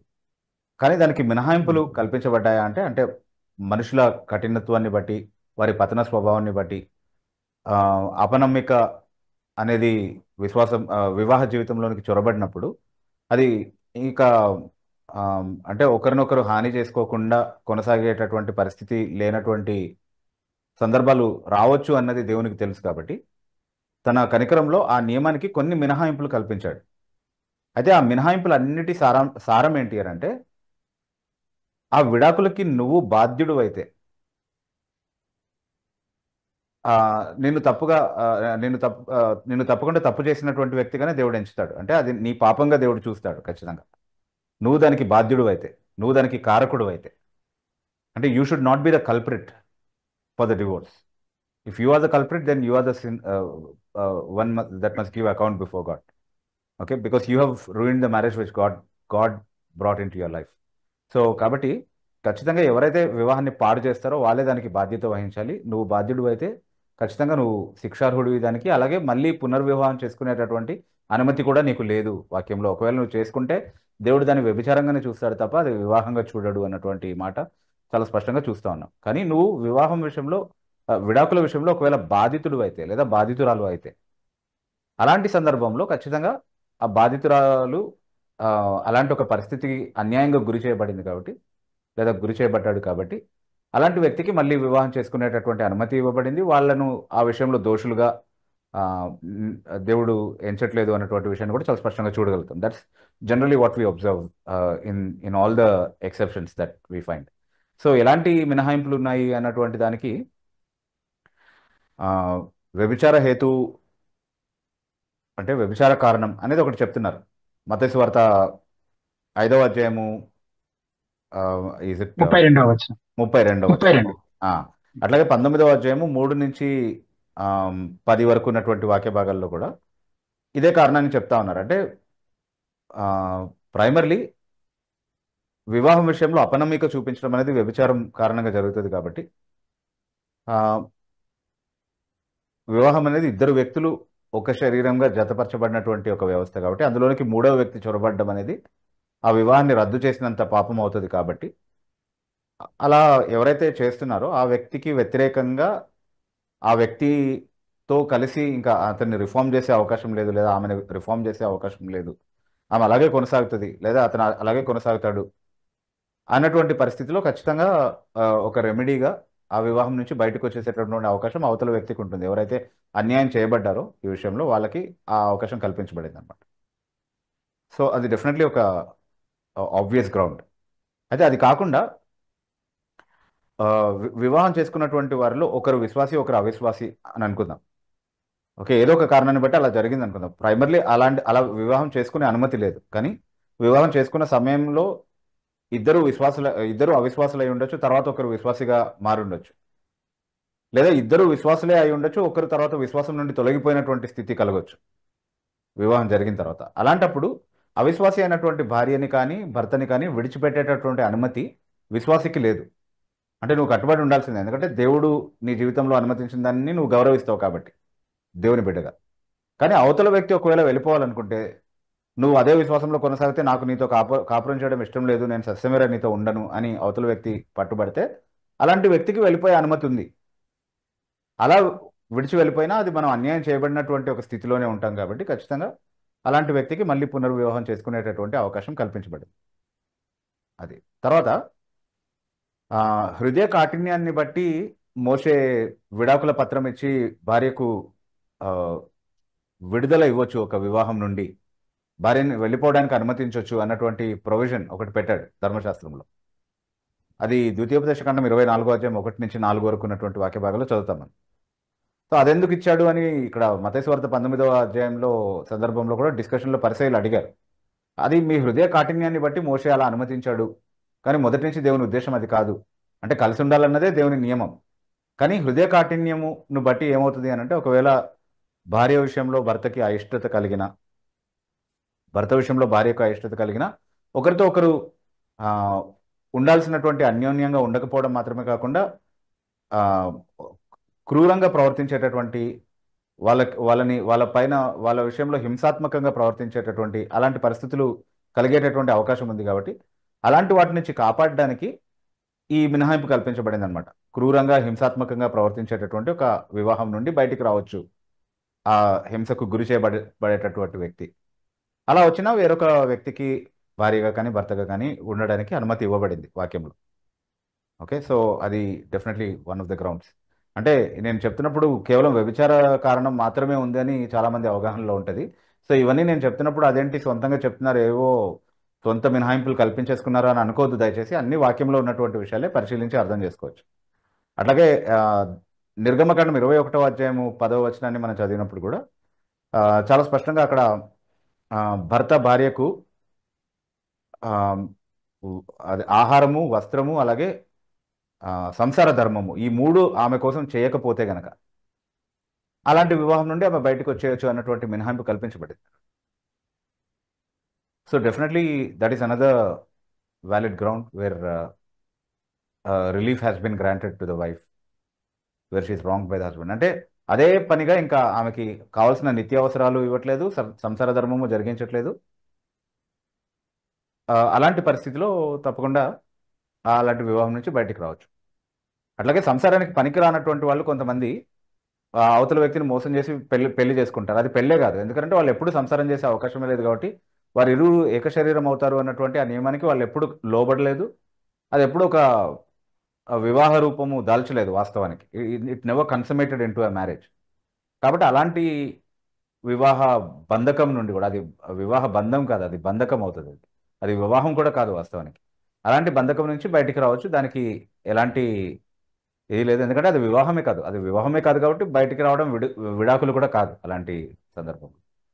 So ఈ పరిస్థితులన్నింటినీ కూడా గుర్తుపెట్టుకోవాలి. ఎందుకంటే ఒకసారి పెళ్ళైపోతే ఇంకా ఏం చేయడానికి లేదు, ఇంకా మనం ఫిక్స్ అయిపోయాం, ఇందులో ఇరుక్కుపోయామని అనుకునేటటువంటి చాలామంది క్రైస్తవ సహోదరులు ఉంటారు. సో మినహాయింపులు ఖచ్చితంగా కల్పించబడ్డాయి వాక్యంలో అనేది సమగ్రంగా చదివి అర్థం చేసుకోవాల్సినటువంటి విషయం. ఎస్ తర్వాత ల్యూక్ మేసా అని ఐడెంటిటీ జాయిన్ అంటుంటారు. మీరు అన్మ్యూట్ చేసుకొని మీ పేరు, మీ ఊరు చెప్పి మీ ప్రశ్న అడగచ్చు. Good evening brother, I'm Luke from Hyderabad. Yes brother Luke. Brother, నా క్వశ్చన్ ఏంటంటే, ఈ మత్తయి సువార్త 6వ అధ్యాయము 13వ వచనము, మమ్మల్ని శోధనలోనికి తేక దృష్టి నుండి తప్పించమని అన్నది కదా. Yes brother. సో దేవుడు మనల్ని శోధనలోనికి తీసుకురావడం అనేది అసాధ్యం. శోధన అంటే in the sense of temptation. Okay, యాక్చువల్గా అంటే ఇది మూల భాషలో వచ్చేసి ఈ శోధన అనే ఈ పదానికి పిరాస్మోస్, మీ ఈసినెంకాసిస్ పిరాస్మోస్ అలా రిసే హిమాస్ అపో పొనిరోజ్ అని ఉన్నది గ్రీకులో. సో ఈ పిరాస్మోస్ అన్న దానికి 2 అర్థాలు ఉన్నాయి. ఒకటి వచ్చేసి టెంప్టేషన్, రెండోది వచ్చేసి ట్రయల్. ఓకే. సో ఇక్కడ అంటే ఇదొకటి, ప్లస్ ప్రకటన గ్రంథం 3వ అధ్యాయము 10వ వచనం, నీవు నా ఓర్పు విషయమైన వాక్యమును గైకొంటివి గనుక భూనివాసులను శోధించుటకు లోకమంతటి మీదకి రాబో శోధన కాలములో నేను నిన్ను కాపాడేదను అంటే. సో అక్కడ ఈ శోధన ఆ శోధన అనేది 2 కూడాను ఇది తీర్పు అని ట్రయల్ కిందకి ఒకవేళ ట్రాన్స్లేట్ చేసి ఉంటే ఇది బెటర్ గా ఉంటుందేమని నా ఉద్దేశం. దీని మీద మీ అభిప్రాయం? అదే అంటే ఇప్పుడు నైతిక కోణంలో ఉన్నటువంటి శోధన ఏదైతే ఉందో దాన్ని శోధన అని, మీరు ట్రయల్ అని దేన్నైతే అంటున్నారో దాన్ని శ్రమలు అని అనువదించారు. అంతిమ తీర్పు కిందకి దాన్ని అంతిమ తీర్పు కూడా అంటే ఇంకా ఈ ప్రకటన గ్రంథంలో చెప్పబడినటువంటి ఇంకా చాలా రకాల తీర్పులు, చాలా విధాలుగా దేవుడు తన ఉగ్రత కనబరచబోయేటటువంటి సంఘటనల ప్రస్తావన కూడా ఉంది. అవన్నిటి నుంచి కూడా ఆయా కాలాల్లో దేవుడు తన భక్తుల్ని ఎలా భద్రపరుస్తాడు అన్నటువంటి వాగ్దానం అయి ఉండాలి. అది ప్రకటన గ్రంథం 3లో మీరు చదివింది. సో బట్ దీంట్లో అంటే ఇప్పుడు పాపం విషయంలో దేవుడు ఎవరిని శోధించడు అని చాలా స్పష్టంగా మనం చదువుతా ఉన్నాం. పాపం విషయం గురించి మాట్లాడితే అంటే మనకి ట్రయల్స్ విషయంలో ఖచ్చితంగా క్లారిటీ ఉంది. దాని నుంచి విడుదల ఎప్పుడు వచ్చినా, అది టెంపరల్ ట్రయల్ అయినా సరే, రాబోయేటటువంటి ఇటర్నల్ జడ్జ్మెంట్కి సంబంధించినటువంటి ట్రయల్ అయినా సరే, ఎలాంటి ట్రయల్ అయినా సరే దాని నుంచి కాపాడేది దేవుడే, ఎవరినైనా ఒకవేళ కాపాడితే. So there is no doubt about that. So ప్రార్థనలో ఆ భావం ఉందా అంటే ఖచ్చితంగా అది ఉంది. కానీ నైతిక కోణంలో పాపం విషయంలో శోధించబడి పాపానికి మొగ్గు చూపించేటటువంటి విధంగా మనం శోధించబడేటటువంటి అలాంటి ఆలోచనలు ఏమైనా దేవుడు మనలో పెడతాడా, దేవుడు మనల్ని శోధిస్తాడంటే యాకోబు పత్రిక 1వ అధ్యాయం 13వ వచనంలో చాలా ఖచ్చితంగా చెప్తాను, ఎవరైనా శోధింపబడినప్పుడు దేవుడు నన్ను శోధించాడని చెప్పొద్దు. ఎందుకంటే దేవుడు ఎవరిని కీడు విషయమై శోధించడు, అంటే పాపం విషయమై ఎవరిని శోధించడు అన్నటువంటి క్లారిఫికేషన్ చాలా ఖచ్చితంగా ఇచ్చేశారు. అయితే మమ్మల్ని శోధించొద్దు అని ప్రార్థన చేయట్లేదు ఇక్కడ. మత్తయి సువార్త 6వ అధ్యాయం 13వ వచనంలో మమ్మల్ని శోధనలోనికి తేక అంటున్నాడు. అంటే శోధింపబడేటటువంటి ఒక పరిస్థితిలోనికి మనల్ని వెళ్ళే విధంగా దేవుడు అనుమతిస్తాడంటే ఖచ్చితంగా అనుమతిస్తాడు అని చెప్పడానికి ఆధారాలు ఉన్నాయి. ఉదాహరణకి మీరు మత్తయి సువార్త 4వ అధ్యాయంలో యేసుక్రీస్తు ప్రభు శోధింపబడినటువంటి సందర్భాన్ని చూస్తే, అలాగే లూకాసు వార్తలో కూడా 4వ అధ్యాయం 1వ వచనంలో ఆయన పరిశుద్ధాత్మ వలన అరణ్యంలోనికి కొనిపోబడ్డాడు శోధింపబడ్డానికి అన్నటువంటి విషయాన్ని మనం చూస్తున్నాం. శోధకుడు పరిశుద్ధాత్మ కాదు, శోధకుడు అపవాదే. కానీ ఆ శోధింపబడేటటువంటి రంగంలోనికి, ఆ పరిస్థితిలోనికి నడిపించింది దేవుడే అనేది చాలా స్పష్టంగా అర్థమవుతోంది. సో అలాంటివి వచ్చినప్పుడు కూడా దుష్టుని నుండి మమ్మల్ని తప్పించుము అంటున్నాడు. శోధనలోనికి తేవద్దు, ఒకవేళ శోధనలోకి వెళ్తే కనుక దుష్టు నుండి తప్పించము. ఎందుకంటే ఆయన వాగ్దానం కూడా తర్వాత పౌలు జ్ఞాపకం చేస్తా ఉన్నాడు కదా, మనము సహించగలిగిన దానికంటే ఎక్కువగా శోధించబడ్డానికి ఆయన అనుమతించడు, దాని నుండి ఆయన తప్పిస్తాడు అన్నటువంటి వాగ్దానాన్ని కూడా మనకి ఇస్తా ఉన్నాడు పౌలు ద్వారా. దేవుడు ఆ విషయాన్ని తెలియజేస్తూ ఉన్నాడు. కాబట్టి సో ఈ కోణంలో అంటే ఇప్పుడు యేసుక్రీస్తు ప్రభుని ఎట్లాగైతే శోధింపబడేటటువంటి ఒక పరిస్థితిలోనికి లేదా ఒక రంగంలోనికి నడిపించాడో, అట్లా దేవుడు నడిపించే అవకాశం ఉందంటే ఉంది. కాబట్టి అలా చేయొద్దు అని అడుగుతూ, ఒకవేళ అలా వెళ్లాల్సి వచ్చినా దృష్టి నుండి మమ్మల్ని తప్పించండి అంటే జయించే కృపనివ్వండి అని అడుగుతున్నాడు అనమాట. సో ఆ సెన్స్ లో ఖచ్చితంగా తీసుకోవచ్చు. సో అంటే ట్రయల్ కింద కూడా తీసుకోవచ్చునా? కూడా తీసుకోవచ్చు. అంటే రెండు అర్థాలు ఉన్నాయి కదా బ్రదర్. దాన్ని ఏం క్వాలిఫై చేయట్లేదు. కాబట్టి ఒకవేళ పాపం విషయమైనటువంటి శోధన విషయంలో దీన్ని ఎలా తీసుకోవాలి అని అంటే ఈ మినహాయింపులతో తీసుకోవచ్చు. దేవుడు శోధిస్తున్నాడు అని దాన్ని అర్థం చేసుకోకుండా, శోధింపబడేటటువంటి ఒక పరిస్థితి మన జీవితంలో రావడానికి దేవుడు అనుమతి లేకుండా అది రాదు కదా ఖచ్చితంగా. కాబట్టి ఆ విషయంలో దేవుని పైన ఆధారపడుతున్నాం, అలా జరగకుండా కాపాడమని. ఒకవేళ అలా అవ్వాల్సి వస్తే జయించే కృపనివ్వమని అడుగుతున్నట్టుగా దాన్ని అర్థం చేసుకోవాలి definitely. Okay, thank you brother. Thank you very much for your good work. Thank you brother. Thank you so much. Thank you brother. తర్వాత ఇందాక శ్రీనివాస్ అనే ఐడి నుంచి అడిగిన ప్రశ్నకు ఫాలోఅప్ క్వశ్చన్. కాబట్టి బైబిల్ వాక్యం మొత్తం సువార్త అనొచ్చు కదండి? అంటే ఎస్, అంటే ఒక భావంలో కరెక్టే అది. ఎందుకంటే వాక్యం అంతటి ఉద్దేశం యేసుక్రీస్తు ప్రభువును బయలుపరచడమే ఓవరాల్ గా. The large picture of the Bible is Jesus Christ. వాక్య సారాంశం ఎవరు అని అంటే, ఏ వ్యక్తి గురించి ఈ వాక్యం అంతా కూడా బయలుపరచబడింది, ఎవరిని తెలియపరచడానికి, ఎవరి దగ్గరకు నడిపించడానికి అని అంటే యేసుక్రీస్తు దగ్గరకు నడిపించడానికి. కాబట్టి వాక్యం అంతా సువార్తే. కానీ ఒక సింగిల్ పార్ట్ని పట్టుకుని ఇది సువార్త, ఇదంతా సువార్త, ఇది సువార్త యొక్క మొత్తం సారాంశం అందులో ఉంది అని చెప్పడానికి వీలు పడదు. బట్ హోలిస్టిక్గా లేఖనం అంతటి సారాంశము సువార్త అని పిలవచ్చు అంటే ఖచ్చితంగా డెఫినెట్లీ పిలవచ్చు. తర్వాత తిమోతి అనే నుంచి అడిగిన ప్రశ్న, sir actually according to Bible original sin Adam నుంచి కంటిన్యూ అవుతుంది కదా, కానీ స్టోరీలో ఈవ్ కదా ఫస్ట్ సిన్ చేసింది, తర్వాత ఆడమ్ చేశాడు కదా, సో ఈవ్ సిన్ కదా కంటిన్యూ అవ్వాలి. కానీ దేవుడు ఆదామునే మనిషికి ప్రతినిధిగా ఎంచి ఆదాము పాపంగానే దాన్ని చూశాడు. ఆదాము పాపము మనుషులపై ఆపాదించబడినట్టుగానే ఎక్కడ మాట్లాడారు. ఓకే, సో ప్రశ్నించినప్పుడు కూడా ఆదామునే ముందు ప్రశ్నించాడు. ముందు ఆదామునే ప్రశ్నించాడు. అంటే అసలు బాధ్యత తీసుకోవాల్సింది ఆదామే. దేవుడు ఆజ్ఞాపించినప్పుడు కూడా ఆదాముకి ఆ ఆజ్ఞ ఇచ్చినట్టుగా చదువుతాం మనం వాస్తవానికి. సో ఆదాము ద్వారానే అవ్వకి తెలిసి ఉండాలి. అవని కూడా ఆ శోధనలో పడకుండా అతను జాగ్రత్త పడి ఉండాల్సింది. ఆమె పడినప్పుడు కూడా తర్వాత ఆమె అతనికి ఇచ్చినప్పుడు he should have resisted it. కానీ అలా చేయలేదు. దాని గురించి కూడా చెప్తా ఉన్నాడు కదా, అవ్వ మోసగించబడి పాపం చేసింది. She was deceived, she was beguiled. అంటే దాని అర్థం ఏంటి? స్త్రీ మోసగించబడి పాపం చేసింది అంటే పురుషుడు మోసగించబడలేదు, అతను ఉద్దేశపూర్వకంగానే పాపం చేశాడు అని తీసుకోవచ్చు. పర్టికులర్గా ఉమెన్ గురించి అట్లా చెప్తున్నప్పుడు ఆడమ్ డిడ్ నాట్ సే నేను మోసగించబడ్డాను, సర్పం నన్ను మోసగించడం కారణంగా నేను తిన్నానని అవ్వ చెప్పింది. కానీ ఆదాం మాత్రం అట్లా చెప్పలేదు. నువ్వు నాతో ఉండడానికి ఇచ్చిన స్త్రీ ఇచ్చింది, అదే ఎంత నీ తప్పే, ఆమె కదా, ఆమె నువ్వే కదా ఇచ్చింది అన్నట్టుగా మాట్లాడుతున్నాడు. అంటే రెబెలియన్ కనబడతా ఉందన్నమాట బేసికలీ. సో అండ్ ఎవరిని మానవ జాతి అంతటికి మూల పురుషుడిగా ప్రతినిధిగా ఎంచాలి అనేది అది దేవుని ఇష్టం, అంతే. ఆయన సార్వభౌమ్యం. అంటే ఇద్దరు పాపం చేసినప్పుడు ఆదామునే అలా ఎంచాలి అన్నటువంటి నిర్ణయం దేవునిది, అది ఆయన సార్వభౌమ చిత్తం, అంతే. తర్వాత అదే ఐడి నుంచి అడిగినటువంటి మరో ప్రశ్న, క్రైస్ట్ మన సిన్స్ కోసం చనిపోయారు కదా, మరి ఒరిజినల్ సిన్ మనలో ఇంకా కంటిన్యూ అవుతుందా? హౌ, ఎలా?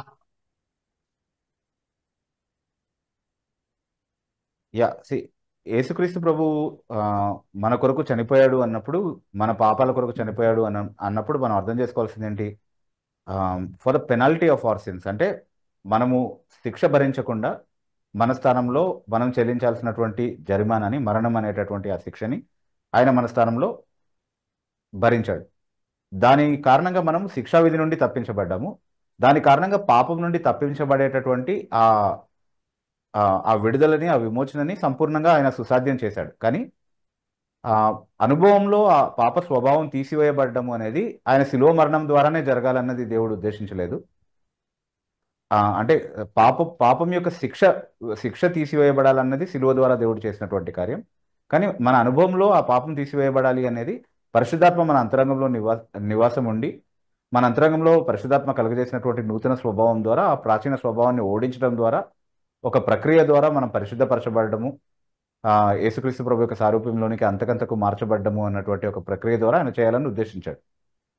సో ఒకటి యేసుక్రీస్తు ప్రభు శిలువ పైన చేసినటువంటి కార్యం, దాన్ని నీతిమంతులుగా తీర్చేటటువంటి కార్యం అని మనం అంటామంటే, దేవుని దృష్టికి ఒరిజినల్ సిన్ వల్ల, అలాగే మనం చేసినటువంటి పాపాల కారణంగా పాపులుగా మాత్రమే ఉన్నటువంటి మనం ఎప్పుడు నీతిమంతులుగా ఉండలేం. కానీ యేసుక్రీస్తు ప్రభు యొక్క నీతి మనకు ఆపాదించబడే విధంగా మనకు అడ్డుగా ఉన్నటువంటి ఆ దోషం ఏదైతే ఉందో దానికి శిక్ష పడడం ద్వారా దాన్ని తొలగించాడు. సో మనం నీతిమంతులం అయ్యాం. అయితే పరిశుద్ధపరచబడేటటువంటి కార్యం అనేది పరిశుద్ధాత్మ మన అంతరంగంలో జరిగించాలి అన్నది దేవుని యొక్క ఉద్దేశం.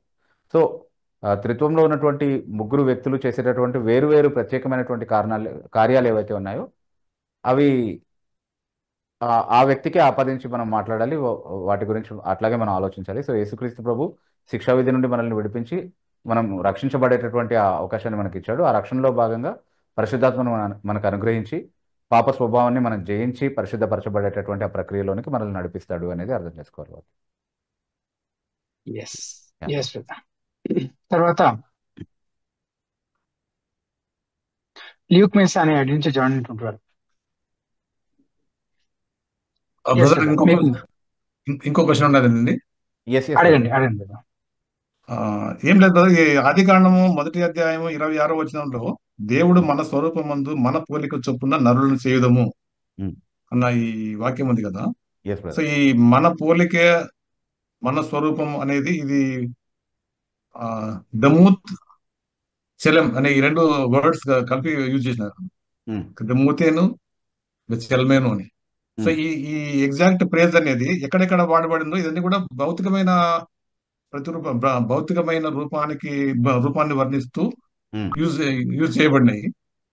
కానీ మీరు దీని ఇంటర్ప్రిటేషన్, నేను విన్నదంటే మీ దగ్గర ఇంటర్ప్రిటేషన్ ఇది భౌతికమైన స్వరూపం కాదు, కానీ గాడ్స్ అట్రిబ్యూట్స్ ను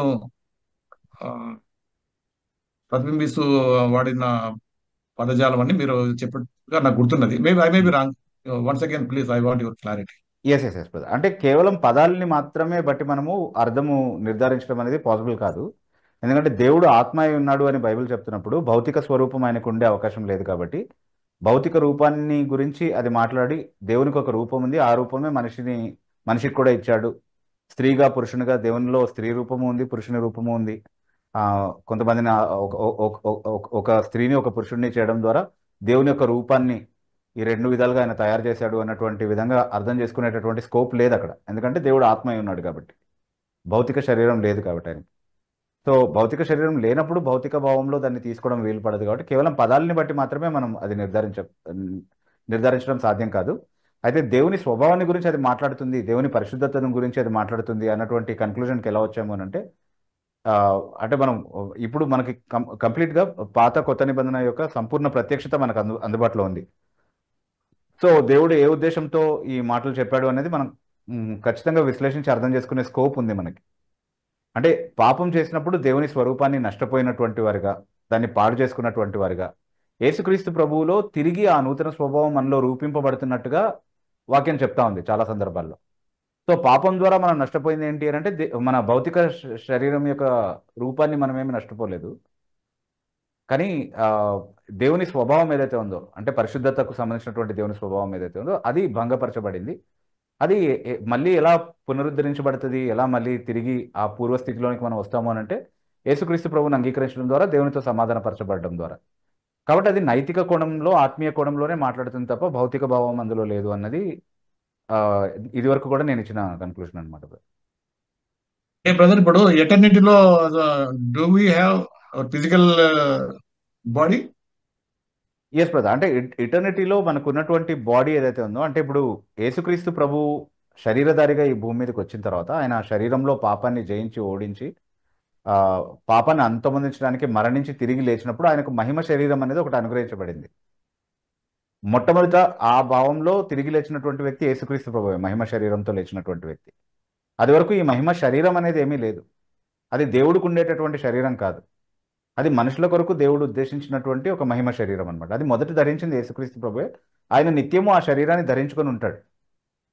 అదే మనం కూడా ధరిస్తాం. అందుకే యేసుక్రీస్తు ప్రభు యొక్క సారూప్యంలోనికి మనం అక్షరాలా మార్చబడతాము అన్నటువంటి మాటలు అక్కడ చెప్పబడినప్పుడు, అంటే ఈ క్షయమైనది అక్షయతను ధరించుకుంటుంది, ఈ మృతమైనది అమర్త్యతను ధరించుకుంటుంది అన్నటువంటి ఆ భాష అంతా కూడా బైబిల్ వాడుతున్నప్పుడు యేసుక్రీస్తు ప్రభు పునరుద్ధానం ద్వారా ఏ మహిమ శరీరాన్ని అయితే పొందాడో అదే అమర్త్యతలోనికి, అదే అక్షయతలోనికి మనం కూడా మార్చబడతాము, అదే శరీరాన్ని మనం కలిగి ఉంటామని చెప్తున్నారు. కాబట్టి అక్కడ శరీరం ఉంది ఖచ్చితంగా, కానీ అది దేవుని శరీరం కాదు. బేసికలీ అది మనుషులకు అనుగ్రహించబడినటువంటి మహిమా శరీరం. అది యేసుక్రీస్తు ప్రభు మొదట పొందాడు. ఆ ఆర్డర్లో రిజరెక్ట్ అయ్యే వాళ్ళందరూ కూడా దాన్ని కలిగి ఉంటారు. చిన్న follow up question brother. Yes brother. అంటే ఇప్పుడు ఎటర్నిటీలో ఇప్పుడు స్త్రీ పురుషుడు అనే భేదం లేదనే అనే విషయంలో యాక్చువల్ గా ఈ ఈ స్త్రీ పురుషుడు అనే భేదం కేవలం ఇక్కడ ఈ పునరుత్పత్తి కొరకు వాడబడిన జెండరే కానీ దేవుని దృష్టిలో మనిషి అంటే మనిషి అంతే. అంతే అది పురుషుడు అంతే. ఎగ్జాక్ట్లీ బ్రదర్, అది మీరు కరెక్ట్గా చెప్పారు. అంటే ఇది పునరుత్పత్తి కోసం మాత్రమే దేవుడు పెట్టినటువంటి ఒక విషయము. అలాగే అదే వివాహము, అన్యోన్యత, అదంతా కూడా దాని కోసమే దేవుడు ఉద్దేశించినటువంటి విషయం బేసికలీ. బట్ పరలోకంలో వారు దేవదూతుల వల్లే ఉంటారు అన్నటువంటి మాట చెప్పారు కదా. సో దేవదూతులకి జెండర్ ఉన్నట్టుగా ఎక్కడ చూడం మనం వాక్యంలో. Brother. Yes brother. Yes, thank you brother. తర్వాత విజయ్ అని ఐడి నుంచి అడిగిన ప్రశ్న, బైబిల్ ప్రకారం కుట్లు లేకుండా తాత్కాలిక పచ్చబొట్లు ఆమోదయోగ్యమైనదేనా? అంటే అది డౌట్ఫుల్ ఇష్యూ అయినప్పుడు, అంటే పచ్చబొట్ల గురించి బైబిల్ మాట్లాడుతున్నటువంటి ఒకే ఒక విషయం ఏంటంటే అది చేయొద్దు అని అంటున్నాడు. అది విగ్రహారాధనకు సంబంధించిన ఆరిజిన్స్ నుంచి వచ్చాయి బేసికలీ. ఇప్పుడు అది ఫ్యాషన్ అయిపోయి ఉంటుంది. బొట్టు కూడా ఒకప్పుడు విగ్రహ సంబంధమైనటువంటి దాని నుంచే వచ్చి ఇప్పుడు ఆర్నమెంటల్గా ఎట్లా మారిపోయిందో మన కల్చర్లో, అట్లాగే పచ్చబొట్టు వెనకాల కూడా అలాంటి బ్యాక్గ్రౌండే ఉంది. కాబట్టి ఒకసారి వాక్యం వద్దు అని అన్నప్పుడు అలా ఓకేనా ఇలా ఓకేనా అని ఎందుకు ఆలోచించడం? When it's a doubtful case, it is better to leave it out. ఎందుకు పచ్చబొట్లు పెట్టించుకోకుండా మనం బతకలేమా? అంటే ఏం షో చేయడానికి మనం అన్నీ చేసేది? What's the need to do that when it's a doubtful thing? అంటే కాన్షియన్స్ క్లియర్గా లేనప్పుడు దాని విషయంలో బైబిల్ చెప్తున్నటువంటి దానికి మళ్ళీ ఏమీ చెప్పలేదు. మీరు అట్లా చేయొద్దు అని అన్నాడు అంతే. పచ్చబొట్లు పొడిపించుకోవడం అనేది దేవుని దృష్టికి అంగీకారం కాదని చెప్పాడు. అది చెప్పినప్పుడు ఇంకా దానికి కట్టుబడి ఉండడం మంచిది కదా. Why think about something else, alternatives ఆలోచించుకోండి. తర్వాత రాజు అని ఐడి నుంచి అడిగినట్టు ప్రశ్న, యోబు గ్రంథం 7వ అధ్యాయం 9వ వచనం, మేఘము విడిపోయి అదృశ్యమగినట్లు పాతాళమునకు దిగిపోయిన వాడు మరి ఎప్పుడునూ రాడు. మరి ఆ మొదటి సమయంలో గ్రంథం 28వ అధ్యాయం 15వ వచనం ఎలా పాసిబుల్ అయింది? అది కూడా కర్ణ పిశాచము ద్వారా. అది ప్రశ్న గారు. మీరు మొదటి చదివినటువంటి వచనం నియమం, ఒక నియమం ప్రకారం ఆలోచిస్తే అది ఎప్పుడు జరిగే విషయం కాదు తిరిగి రావడం అనేది ఒక వ్యక్తి. ఓకే, అంటే తిరిగి రావడం అనేది మళ్ళీ పునరుద్ధరణంలో సంభవిస్తుంది. అది కూడా వాక్యం చెప్తా ఉంది కదా. సాధారణంగా ఒక వ్యక్తి చనిపోయిన తర్వాత మళ్ళీ తిరిగి రావడం అనేది సాధ్యం కాదు.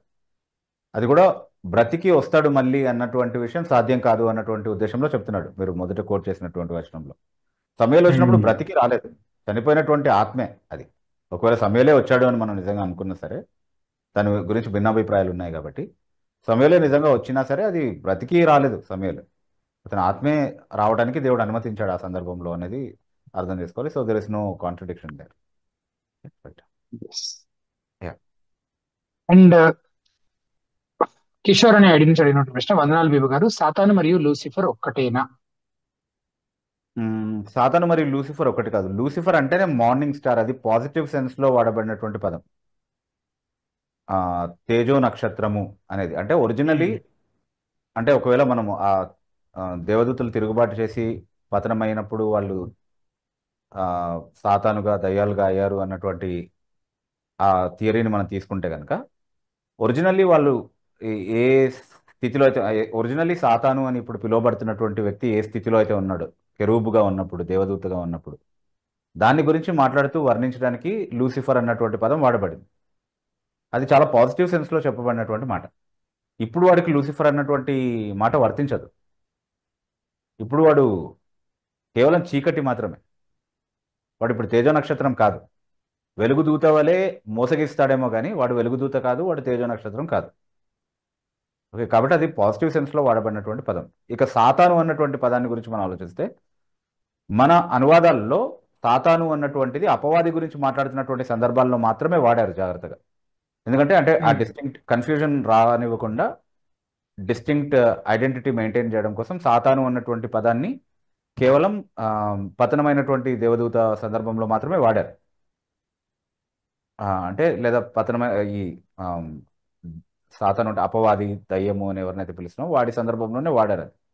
కానీ యాక్చువల్గా ఒరిజినల్ మీనింగ్ ఏంటి సాతాను అన్నటువంటి పదానికి అని అంటే, విరోధి అని అర్థం, అడ్వర్సరీ అని అర్థం అనమాట. అంటే జనరల్గా అడ్వర్సరీ అన్నటువంటి మాట ఎక్కడైనా వాడాల్సి వస్తే హీబ్రూ భాషలో వాడగలిగేటటువంటి ఒకానొక ప్రత్యామ్నాయం ఏంటి అంటే సాతాను. అది చాలా అంటే స్ట్రేంజ్గా అనిపించవచ్చు దాని గురించి ఆలోచించి, లేకపోతే ఆ వర్డ్ స్టడీ చేయనటువంటి వాళ్ళకి. కానీ అది వాస్తవం యాక్చువల్గా. అంటే సాతాను అన్నటువంటి పదానికి కేవలం అడ్వర్సరీ, విరోధి అన్నటువంటి భావం మాత్రమే ఉంది.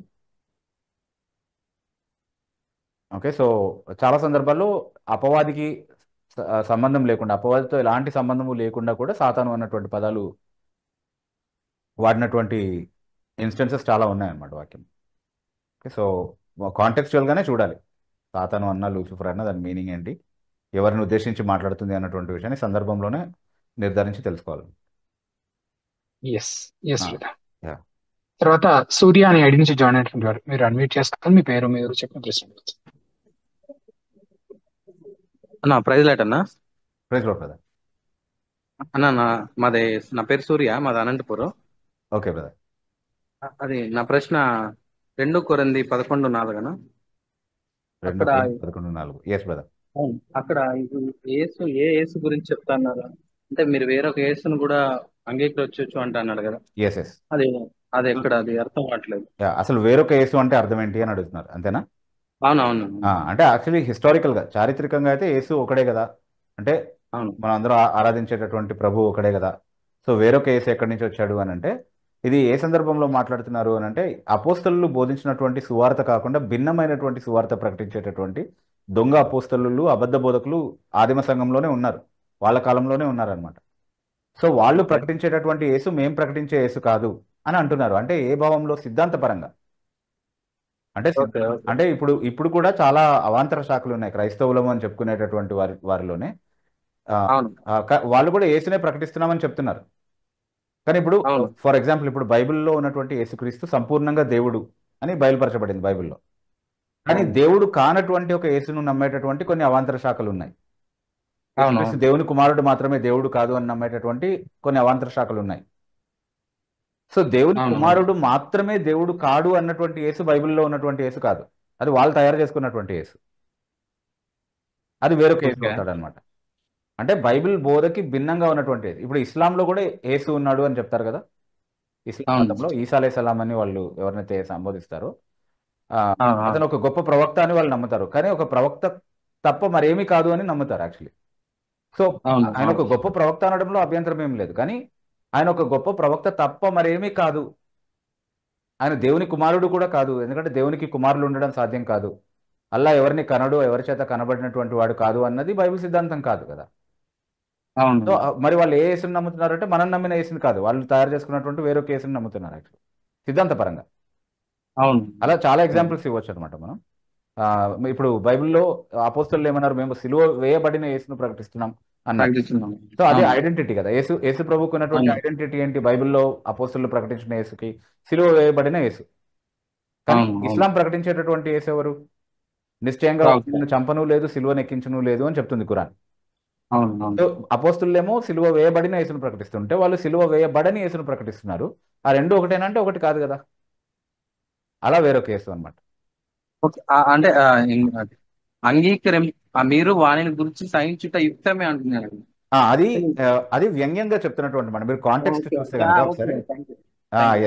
ఎస్ వ్యంగ్యంగా ప్రవేశిస్తుంది. ఎందుకంటే ముందు డేంజర్ గురించి అసలు వార్నింగ్ ఇస్తూ చెప్తున్నాడు కదా. అంటే ఎలాగైతే సత్యంలో ఉన్నటువంటి సరళత నుండి అవ్వను సర్పం ఎలాగైతే మోసగించిందో, అలాగే మిమ్మల్ని కూడా సువార్తలో ఉన్నటువంటి సత్యం నుండి ఎవరైనా తొలగిస్తారేమో అని భయపడుతున్నాను అని చెప్తూ ఈ మాటలు చెప్తున్నాడు. కాబట్టి అది వ్యంగ్యంగా చెప్పినటువంటి మాట. Okay brother. Yeah brother Yashwant. Yes, thank you.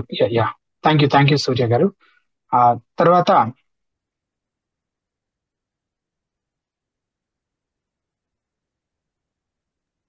Kishore అనే ఐడి నుంచి అడిగినటువంటి ప్రశ్న, ర్యాప్చర్ అనేది ట్రిబ్యులేషన్ ముందు ఉంటుందా, మధ్యలో ఉంటుందా, లేదా చివరిలో ఉంటుందా? చాలా మంది చాలా రకాలుగా చెప్తున్నారు. అది ప్రశ్న. ఆ ప్రశ్న నాకు కూడా ఉంది బ్రదర్. నేను అది ఒక కన్క్లూజన్కి వచ్చిన తర్వాత ఆన్సర్ చేస్తాను ఎప్పుడైనా. అది బహుశా ఆ కన్క్లూజన్ ర్యాప్చర్లోనే వస్తుందేమో, అది కూడా తెలియదు. సో కానీ ప్రస్తుతం అయితే I'm unable to say that. కానీ యేసుక్రీస్తు ప్రభు యొక్క రెండవ రాకడైతే ఖచ్చితంగా ఉంటుంది. అది ఎప్పుడొచ్చినా వెళ్ళడానికి మనం సిద్ధంగా ఉండాలి. ఆయన ఎదుర్కోవడానికి సిద్ధపడడం మనం చేయాల్సినటువంటి పని. అది ముందు జరిగిన, మధ్యలో జరిగిన, తర్వాత జరిగిన, that is not the real actual point. అంటే యేసు ప్రభు నిజంగా వచ్చినప్పుడు తీర్పు దినాన ఆయన ముందు నిలబెట్టుకుని నేను ముందు వస్తాను అనుకున్నావా, మధ్యలో వస్తాను అనుకున్నావా, లాస్ట్లో వస్తాను అనుకున్నావా అనే దాన్ని బట్టి మన స్టేటస్ ఏం మారదు అక్కడ. కానీ సిద్ధపడ్డామా లేదా అన్న దానిపైన చాలా ఆధారపడి ఉంటుంది. కాబట్టి దానిపైన ఫోకస్ చేయడం ఇస్ మోర్ ఇంపార్టెంట్. అయితే ప్రస్తుతానికి మీరు అడిగిన ఆ ప్రశ్నకైతే సూటిగా జవాబు చెప్పడం నాకు తెలీదు. I need to study that. Right. Yes, Vijay Kumar అని అడిగిన ప్రశ్న, God gave Job 10 children again after he was restored, but they are not the same children he lost. How do we see this? దేవుడు యోబుకి తిరిగి మరల తర్వాత ఇంకొక 10 మంది పిల్లలు ఇచ్చాడు, కానీ వాళ్ళందరూ కోల్పోయిన అదే పిల్లలు కాదు కదా. అతను చనిపోయిన అతని పిల్లలు ఇదివరకు చనిపోయిన అతని పిల్లలు కాదు కదా. దాన్ని ఎలా చూడాలి? వాళ్ళేం రిజరక్ట్ అయ్యి మళ్ళీ రాలేదు, మళ్ళీ ఆయన కన్న పిల్లలే వాళ్ళు, కొత్తగా సెకండ్ టైం దేవుడు అనుగ్రహించినటువంటి పిల్లలే. So that is pretty understandable. అంటే దేవుడు మళ్ళీ యోబు తన దుఃఖాన్ని అంతటిని కూడా మర్చిపోయే అంతగా ఆదరించాడు, పూర్వస్థితిలోనికి ఆయన్ని తీసుకొచ్చాడు అని చెప్పడం కోసమే చెప్పబడినటువంటి మాటగా దాన్ని చూడాలి తప్ప డెఫినెట్లీ చనిపోయిన వాళ్ళు రెస్టోర్ అవ్వడం అనేది ఎప్పుడూ అవ్వదు కదా. అంటే ఇప్పుడు చనిపోయిన ఒక వ్యక్తి స్థానంలో ఇంకొక వ్యక్తిని దేవుడు ఇవ్వడమే మనం చూస్తాం. మొదటి నుంచి కూడా హేబెల్ చనిపోయినప్పుడు సేతుని అతని స్థానంలో ఇచ్చారు, కానీ హేబెల్నే ఇవ్వలేదు కదా మళ్ళీ. సో దేవుడు మరొక కుమారుడిని నాకు అతని స్థానంలో ఇచ్చాడు అని ఓదార్పు పొందిందాను అవ్వ. మొదటి నుంచి దేవుడు అట్లాగే ఓదార్స్తూ వచ్చాడు, కానీ చనిపోయిన వాళ్ళని మళ్ళీ తిరిగి తీసుకురావడం వల్ల ఎప్పుడు చేయలేదు ఆ పని. So I think this is nothing strange. Yes, ఇంతటితోటి మనం లైవ్ చాట్ లో ఉన్న ప్రశ్నలన్నీ ముగించుకున్నాం కనుక ఒక ప్రాముఖ్యమైన ప్రకటన దయచేసి గమనించండి. ఇలాంటి ఒక ప్రశ్నోత్తరాల లైవ్ కార్యక్రమాన్ని మేము ఇంగ్లీష్ లో కూడా నిర్వహిస్తూ ఉన్నాము. అది ద బెరియన్ ఆర్ అనే పేరుతో బైబిల్ స్పోక్స్మెన్ అనే యూట్యూబ్ ఛానల్ ద్వారా ప్రతి శనివారం సాయంత్రం 8 నుంచి 9 గంటలకు లైవ్ ప్రసారం అవుతుంది.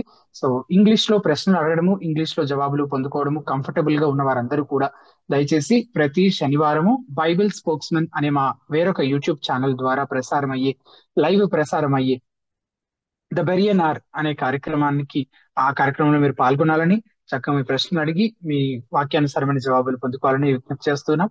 అండ్ ఆ ద బెరియన్ ఆర్ గురించి మీకు తెలిసిన క్రిస్టియన్ ఫ్రెండ్స్ ఎవరైతే ఇంగ్లీష్ తోటి కంఫర్టబుల్ గా ఉన్నారో వారందరికీ తెలియపరచాలని కూడా రిక్వెస్ట్ చేస్తున్నాం. అండ్ ప్రతి వారిని జ్ఞాపకం చేసే విధంగా హితబోధ కేవలం ఈ ప్రశ్నోత్తరాల లైవ్ కార్యక్రమాన్ని మాత్రమే కాకుండా ఇంకా అనేక వనరుల్ని తెలుగులో ఉచితంగా అందుబాటులోకి తీసుకురావడం కొరకు కృషి చేస్తుంది.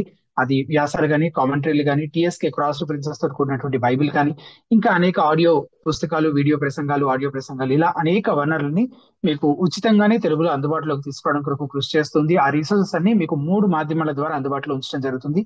ఒకటి హితబోధ వెబ్సైట్ ద్వారా, మీరు గూగుల్లో హితబోధ అని టైప్ చేస్తే హితబోధ వెబ్సైట్ కనిపిస్తుంది. దయచేసి వీక్షకులంతా ఒకసారి మా వెబ్సైట్ ని విజిట్ చేయాలని రిక్వెస్ట్ చేస్తున్నాం. అందులో ఉన్న రీసోర్సెస్ దాదాపుగా యాప్ రూపంలో కూడా అందుబాటులో ఉన్నాయి. మీరు ప్లే స్టోర్ లో హితబోధ అని టైప్ చేస్తే హితబోధ యాప్ కనిపిస్తుంది. దాన్ని ఇన్స్టాల్ చేసుకోవాలని రిక్వెస్ట్ చేస్తున్నాం. అండ్ యూట్యూబ్ లో హితబోధ అని టైప్ చేస్తే మా యూట్యూబ్ ఛానల్ కనిపిస్తుంది. అది సబ్స్క్రైబ్ చేసుకుని అలాగే బెల్ ఐకాన్ కూడా ప్రెస్ చేస్తే మీకు నోటిఫికేషన్ రూపంలో కొత్తగా మేము అప్లోడ్ చేస్తుంటే వాటికి సంబంధించిన సమాచారం మీకు అందించబడుతుంది. మీరు రెగ్యులర్ గా మమ్మల్ని ఫాలో అవుతూ ఉండొచ్చు.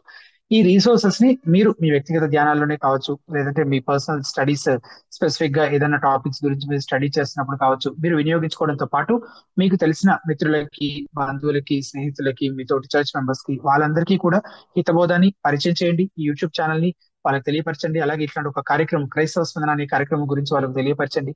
ఆ రీతిగా మీ వంతు ఈ పరిచర్యకు మీ వంతు కంట్రిబ్యూషన్ మీరు అందించాలని రిక్వెస్ట్ చేస్తూ ఆ ఈ కార్యక్రమం గురించి పరిచర్య గురించి ప్రార్థించాలని కూడా రిక్వెస్ట్ చేస్తూ క్రిస్టియన్ రెస్పాన్స్ క్రైస్తవ స్పందన అనే ఈ కార్యక్రమం ప్రతి మంగళవారం సాయంత్రం 8 గంటలకు ప్రసారం అవుతుంది కనుక తిరిగి మరలా వచ్చే మంగళవారం సాయంత్రం 8 గంటలకు కలుసుకుందాం.